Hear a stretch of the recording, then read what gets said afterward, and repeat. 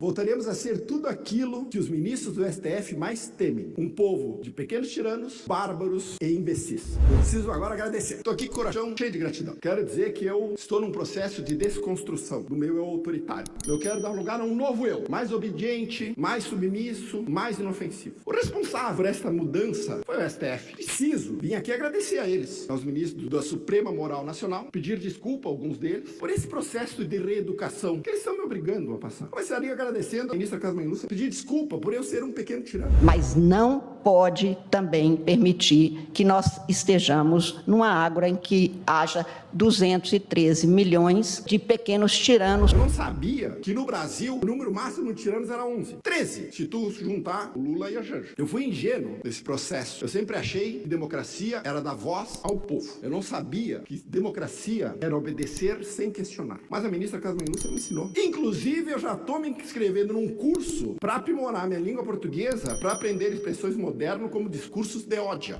E nós, mulheres, não passamos por discurso de ódio, como eu tenho insistido, é discurso de ódio. Outra pessoa que eu preciso agradecer é o ministro Barroso, que disse que era preciso recivilizar o Brasil. Até ele falar isto, eu não sabia que eu era um bárbaro primitivo que precisava ser recivilizado. Eu pensei que civilização era respeitar o voto da população, que civilização era ter liberdade de expressão, que civilização era respeitar a Constituição, pagar imposto e sustentar Brasília. Parece que isso não é suficiente. Eu também, para ser um civilizado, preciso pensar dentro da caixinha que os ministros do STF dizem que eu posso pensar. Outra pessoa que eu preciso agradecer, ministro, que me fez subir um degrau na escala da evolução pessoal, foi o ministro Toffoli. Eu não sabia que memes eram um risco existencial à humanidade. Já estou convencido que distribuir memes é crime lesa pátria. Graças a Deus, Toffoli está aqui para esclarecer, nos iluminar com a sua sabedoria. Gilmar Mendes disse... Nós todos hoje somos admiradores do regime chinês, né?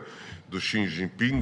Bom, impressionante. Um regime sem oposição, um regime sem liberdade, um regime sem imprensa livre, um regime com campos de reeducação, sem essa coisa chata de liberdade, entendeu? Essa coisa chata de dar liberdade para 213 milhões de pequenos tiranos, tem nada a ver. Que bom que o ministro Gilmar Mendes enxergou isso. E se ele precisar importar o regime chinês, ele só precisa substituir o Congresso por um comitê central nos moldes dos soviéticos. Todo o resto já está montado. Outro ministro que eu preciso agradecer é o ministro Alexandre de Moraes, que disse que as redes sociais são o que de pior existe no nazismo. Aliás, se vivessem hoje, certamente Goebbels seria um youtuber e Hitler seria TikTok. Detalhe importante falar que quando eles surgiram, também não existiam redes sociais, só existia imprensa chapa branca. Mas isso deve ser coincidência. A internet deu voz aos imbecis. Eu reconheço, ministro, que eu sou um dos imbecis. Pensar, falar, discordar requer algum tipo de ingenuidade. Para resolver esse problema, eu já estou me inscrevendo naquele cursinho de democracia supervisionada que o senhor obriga os reféns do 8 de janeiro a fazer. Quem sabe eu aprenda naquele cursinho a ser menos imbecil e mais iluminado, como se não. Quem sabe a gente aprende que liberdade só existe com autorização. Finalmente, eu preciso mencionar o ministro Flávio Dino, que disse: a liberdade de expressão não pode ser usada contra a democracia e que liberdade de expressão não é liberdade de agressão. Ou seja, só é livre quem concorda, só pode se expressar quem elogia. Se você não concorda, se você não elogia, você é nazista, fascista, agressor, extremista. Agradeço ao ministro Dino por defender um selo de aprovação do governo federal do que pode ser dito ou não pode ser dito. Prometo usar minha voz daqui para frente só para concordar, de preferência batendo pau. E eu não posso elogiar esses 6 ministros sem elogiar o líder de todos eles, que é Luiz Inácio Lula da Silva. O homem que se diz democrata, mas que se alinha com todo tipo de ditadura, que governa por narrativas, o homem que aparelha as instituições, o homem que quer controlar a informação, o homem do governo do amor. Sem Luiz Inácio Lula da Silva, todo o processo de destruição da economia e destruição da democracia brasileira não seria possível. Só há um porém. Em 2026 ele vai perder a eleição. E em 2027 o Brasil voltará a ser um país com liberdade de expressão, um país com futuro, um país com uma economia sólida e próspera, um país que sorri, uma nação que pensa. Ou seja, voltaremos a ser tudo aquilo que os ministros do STF mais temem. Um povo de pequenos tiranos, bárbaros e imbecis.